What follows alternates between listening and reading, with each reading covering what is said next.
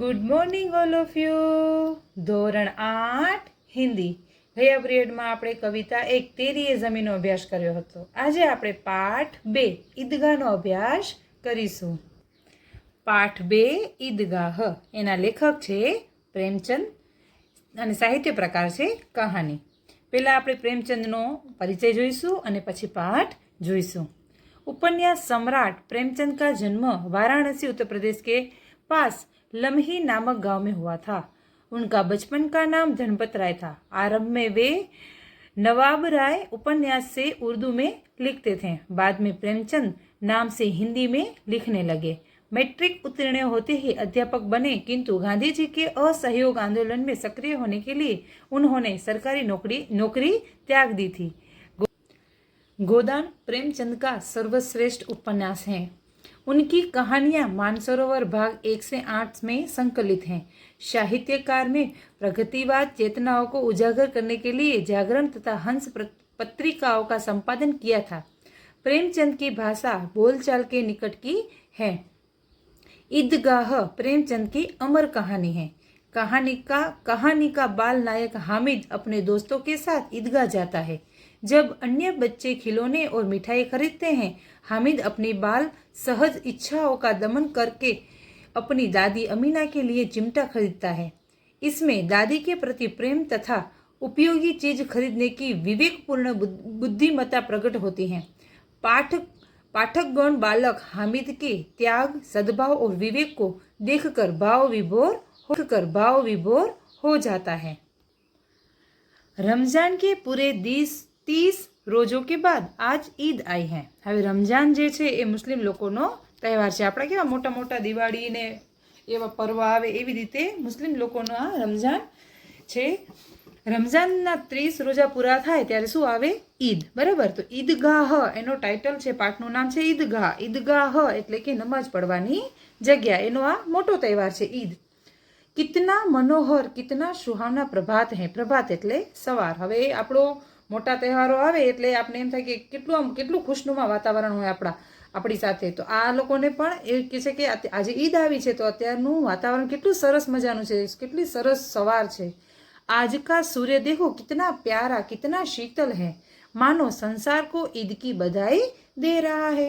गांव में कितनी हलचल है. ईदगाह जाने की तैयारियां हो रही हैं.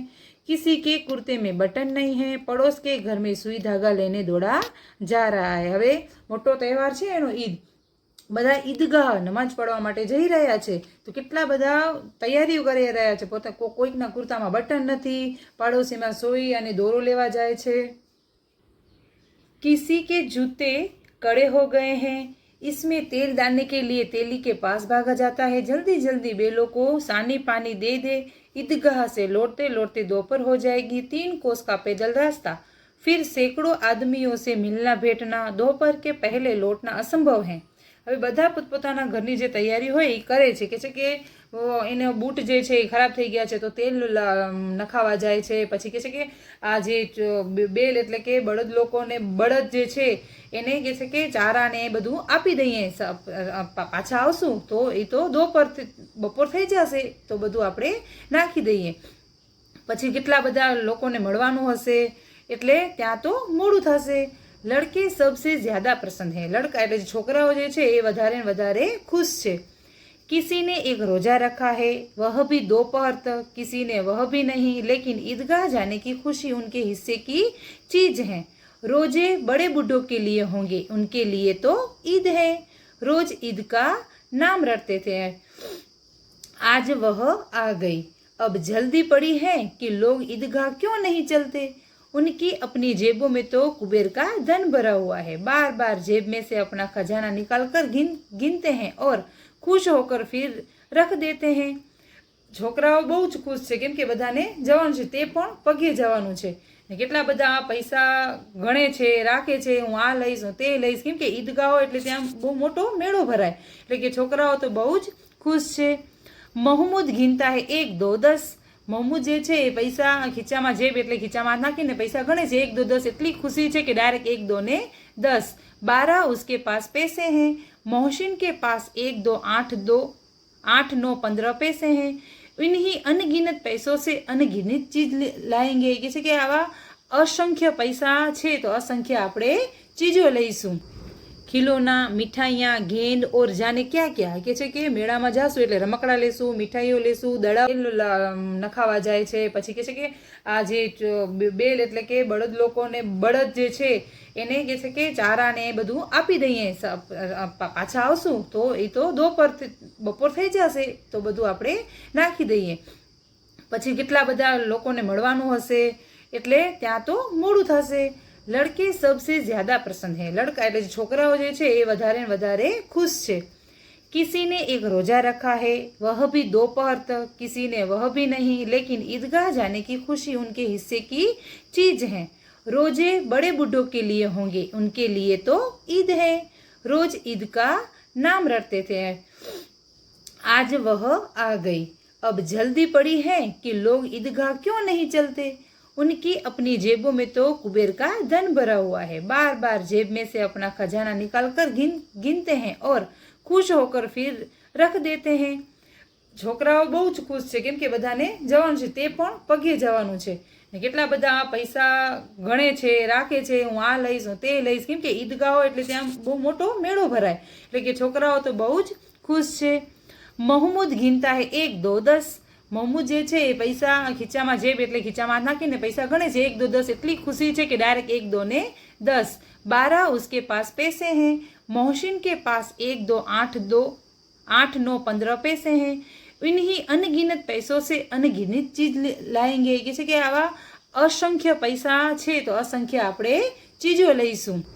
ખિલોના, મીઠાઈયા, ગેંદ ઓર જાને ક્યાં ક્યાં કે છે કે મેળામાં જાશું એટલે રમકડા લેશું, મિઠાઈઓ લેશું, દડાઓ લેશું અને હજી કેટલું હશે ત્યાં એ બધું જ અમે આ પૈસાનું લેશું। और सबसे ज्यादा प्रसन्न है हामिद। આ આખા પાઠનો એક નાયક જે છે એ હામિદ છે, બરાબર।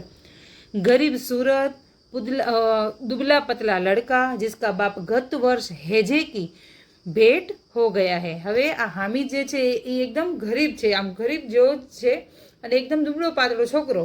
એના પપ્પા જે છે એ ગયા વર્ષે હેજે એટલે કમળો, હેજે એક બીમારી છે, એ કમળાની બીમારીથી એ સર્ગ સિદ્ધ એટલે કે ઓફ થઈ ગયા છે।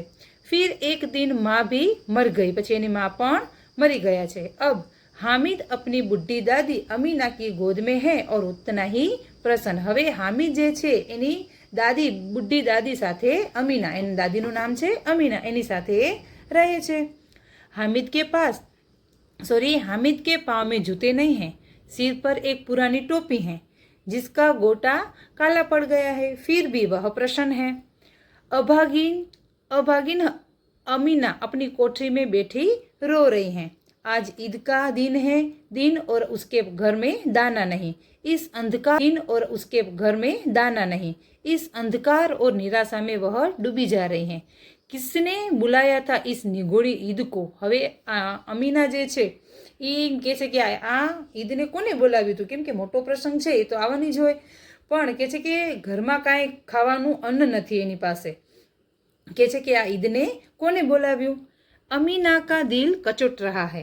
गांव में बच्चे अपने अपने बाप के साथ जा रहे हैं। हामिद का बाप अमीना के सिवाय और कौन है। કહે છે કે આ અમીના એકદમ કોસી રહી છે પોતને કે હવે આ બધા છોકરાઓ એના પપ્પા સાથે જઈ રહ્યા છે અને આ હામિદ જે છે, હામિદનું તો અમીના સિવાય છે કોણ, એ કોની સાથે જાય, उसे कैसे अकेले जाने दे।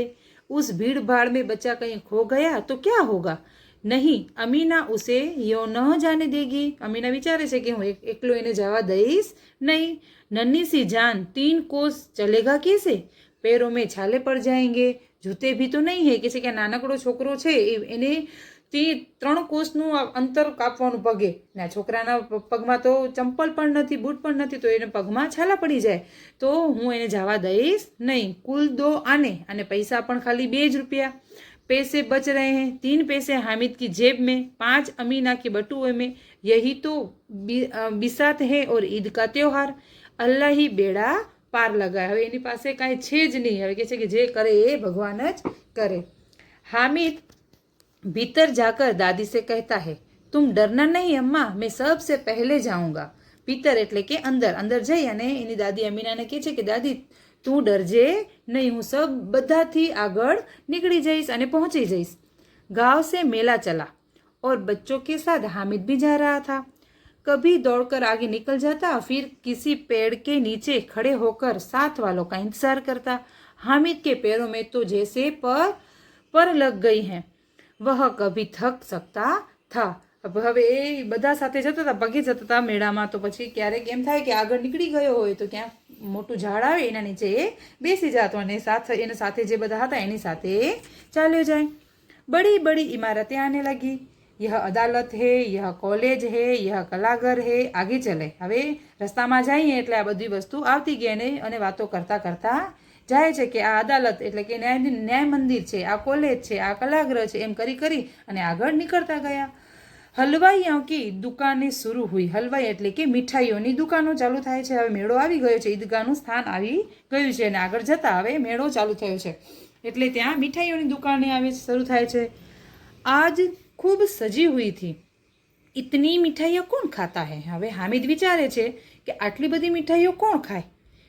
देखो न, एक एक दुकानों पर मानो होगी, કે છે કે એક એક દુકાનો પર કેટલી કેટલી મીઠાઈઓ પડી છે અને અમે મેળામાં તો ઘણું બધું જોવે ને, તો કે છે આટલી મીઠાઈ કોણ ખાય?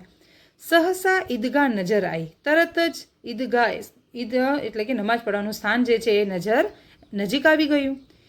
इमली के घने वृक्षों की छाया है, नीचे पक्का फर्श है। फर्श એટલે ટાઇલ્સ કહીએ ને એને ફર્શ કહેવાય।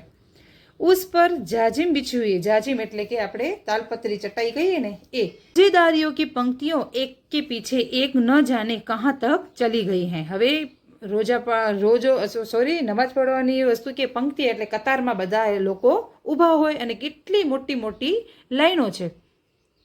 यहाँ कोई धन और पद नहीं देखता। इन ग्रामीणों ने भी वजू किया और पिछली पंक्ति में खड़े हो गए। અહીંયા કને પદ અને ધન જોવામાં આવતું નથી। જ્યાં જ્યાં એની જગ્યા હોય ત્યાં એ લોકો ત્યાં ઊભા રહી જાય એ કતારમાં એટલે કે લાઈનોમાં। कितना सुंदर संचालन है, कितनी सुंदर व्यवस्था। हजारों सिर एक साथ सिजदे में झुक जाता है, फिर सब एक साथ खड़े हो जाते हैं। मानो भातृत्व का एक सूत्र समस्त आत्माओं को एक कड़ी में પીરાય હુએ હે। કે છે કે ના એવું નથી કે કોઈ પદ કે જેની પાસે ઘણા પૈસા હોય કે જેનું પદ ઊંચું એને આગળની લાઈનમાં ઊભા રાખવામાં આવે એવું નહીં।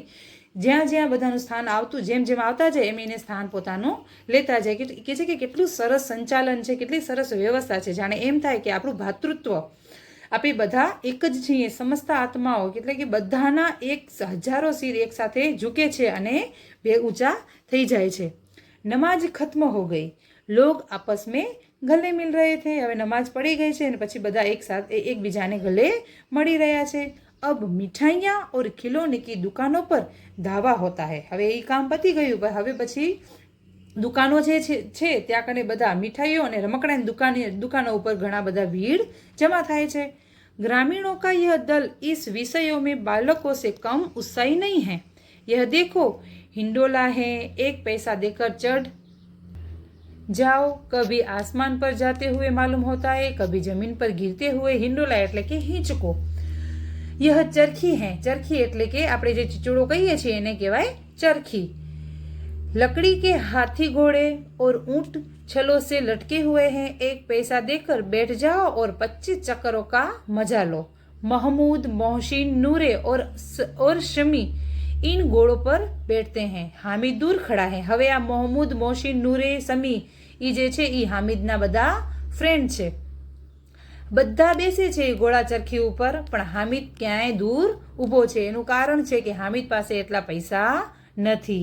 3 पैसे तो उसके पास हैं, अपने कोस का एक तिहाई जरा सा चक्कर खाने के लिए नहीं दे सकता। હવે હામિદ વિચારે છે કે આટલા ખાલી આવા ચક્કર લગાવવા, ગોળ ગોળ ચક્કર લગાવવા એનામાં પૈસા નાખવા એના કરતાં એ કહે છે કે હું કંઈક સુંદર ચીજ લઈ લઉં તો। એટલે કે એના બધા દોસ્તાર જે છે એના સાથે જે ફ્રેન્ડ જેના સાથે આવ્યો છે એ બધા બેસે છે પણ એ બેસતો નથી। सब चरखियों से उतरते हैं, खिलौने लेंगे। इधर दुकानों की कतार लगी हुई हैं, तरह तरह के खिलौने हैं। सिपाही और गुजरिया। હવે આ ખિલોનેના નામ છે રમકડાના કે સિપાही, નામ છે રમકડાના કે સિપાही और गुजरिया, राजा और वकील, भिस्ती और धोबीन। वाह, लगता है अब बोलना ही चाहते हैं। હવે રમકડા છે છતાં એવું લાગે છે કે હવે કાંઈક મોઢામાંથી બોલે એવું સરસ મજાના સુંદર રમકડાઓ છે. महमूद सिपाही लेता है, खाकी वर्दी और लाल पगड़ी वाला, कंधे पर बंदूक रखे हुए मालूम होता है, अभी कवायत किए चला जा रहा है. कवायत એટલે કે કસરત.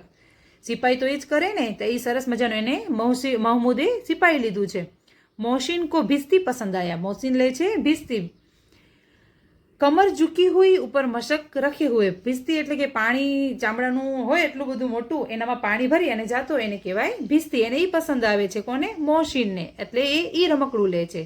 मशक का मुंह एक हाथ से पकड़े हुए हैं और कितना प्रसन्न है, शायद कोई गीत गा रहा है. बस मशक से पानी उड़ेलना ही चाहता है.